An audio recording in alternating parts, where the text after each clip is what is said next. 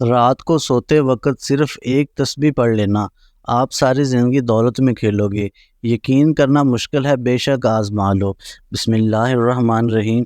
ناظرین، آج ایک ایسا عمل آپ کو بتانے جا رہا ہوں، جب آپ ایک مرتبہ اس وظیفے کو پڑھ کر سوئیں گے تو صبح جب اٹھیں گے تو غیبی طریقے سے آپ کی طرف دولت آنا شروع ہو جائے گی۔ اللہ تعالیٰ آپ کے برے حالات کو اچھے حالات میں بدل دیں گے، اور آپ کی زندگی ایسے تبدیل ہوگی کہ آپ خود حیران ہو جاؤ گے کہ اتنی دولت آ کہاں سے رہی ہے۔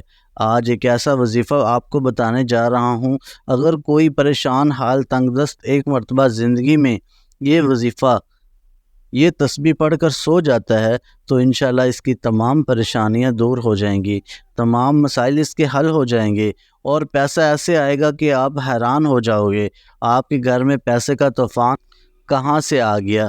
میرے بھائیوں، اگر پیسے کو سنبھال سکتے ہو تب یہ وظیفہ پڑھ لینا، آپ کی نسلیں بھی مجھے دعائیں دے گی۔ آپ نے ایک مرتبہ یہ عمل ضرور کر کے دیکھنا ہے، آپ جہاں کہیں سے بھی ہو، جس ملک سے ہو، بس آپ نے وقت یہ دیکھنا ہے کہ عشاء کی نماز کے بعد آپ نے یہ وظیفہ پڑھنا ہے۔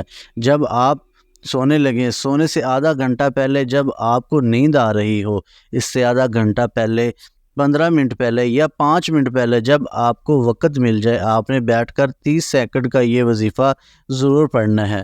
فرشتے غیب سے آپ تک دولت پہنچا جائیں گے، اور آپ کے گھر میں اتنی دولت آ جائے گی کہ آپ کی عقل حیران رہ جائے گی۔ دوستو، ایک بات یاد رکھنا، آپ نے پورے کامل یقین کے ساتھ یہ وظیفہ پڑھنا ہے۔ یہ وظیفہ خاص میرے ان بھائیوں کے لیے ہے جو پیسے کی وجہ سے پریشان ہیں، جن کے سر پر اتنا قرض چڑھ گیا ہے کہ ان کو رات کو نیند نہیں آتی، اور قرض لینے والے بار بار کالے کرتے ہیں، بھائی میرا قرض دو۔ یہ وظیفہ پڑھنے سے آپ کے قرضے منٹوں پہ اتر جائیں گے۔ اللہ آپ کو اتنی دولت دے گا کہ پہلے تو آپ قرضہ لے کر گزارا کرتے تھے، لیکن اگر آپ نے ایک مرتبہ یہ وظیفہ پڑھ لیا تو آپ کے وارے نیارے ہو جائیں گے، اور آپ خود قرضہ دینے والے بن جائیں گے۔ آپ کو اللہ اتنا پیسہ دے گا کہ آپ لوگوں کو بانٹو گے، اور لوگ آپ سے پوچھیں گے کہ بھائی کہاں سے اتنی دولت آئی۔ بس آپ کامل یقین کے ساتھ ایک دفعہ یہ وظیفہ پڑھ لینا۔ تو آئیے ناظرین، اب ہم جان لیتے ہیں کہ آپ نے یہ عمل کرنا کس طرح ہے، اس کو سمجھ لیں۔ لیکن اس سے پہلے اگر آپ اس چینل پر نئے ہیں اور آپ نے ابھی تک اس چینل کو سبسکرائب نہیں کیا تو خدا را اس چینل کو ابھی سبسکرائب کر لیں، کیونکہ ایسے بہت سے وظائف، بہت سے اعمال آپ کے حوالے ڈیلی بیسس پر کرتا رہوں گا۔ اب عمل کا طریقہ کار سمجھ لیں۔ کسی بھی دن عشاء کی نماز پڑھنے کے بعد رات کو سونے سے پہلے آپ نے اطمینان کے ساتھ باوضو ہو کر مصلی پر بیٹھ جانا ہے، اور پھر ایک بار نبی کریم صلی اللہ علیہ وآلہ وسلم کی ذات مبارکہ پر درود پاک پڑھنا ہے۔ درود پاک آپ کوئی سا بھی پڑھ سکتے ہیں، آپ صلی اللہ علیہ وآلہ وسلم پڑھ لیں یا صلی اللہ علیہ محمد پڑھ لیں۔ بہتر ہے کہ آپ درود ابراہیمی پڑھ لیں، کیونکہ درود ابراہیمی کی فضیلت سب سے زیادہ ہے۔ درود ابراہیمی ایک بار میرے ساتھ بھی پڑھیے گا تاکہ ثواب ہو۔ اللہم صلی علی محمد کما صلیت علی ابراہیم وعلی آل ابراہیم انک حمید مجید۔ اللہم بارک علی محمد وعلی آل محمد کما بارکت علی ابراہیم وعلی آل ابراہیم انک حمید مجید۔ جب آپ ایک بار درود پاک پڑھ لیں، بڑے اطمینان سے، بڑے سکون سے پڑھیے گا، تو اس کے فوراً بعد آپ نے اپنے مقصد کی نیت کرنی ہے۔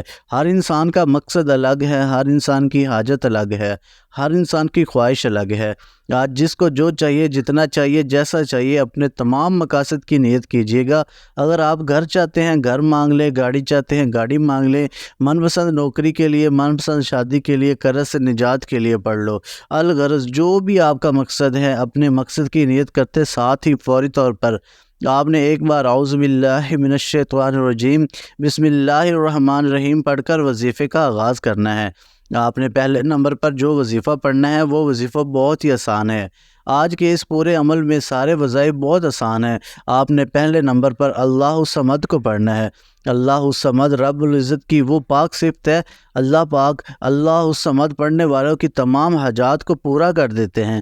اگر آپ اپنی نسلوں کو شاد آباد کرنا چاہتے ہیں، پورا سال رزق اور دولت کا سیلاب چاہتے ہیں، تو آپ نے اللہ الصمد کو پڑھنا ہے۔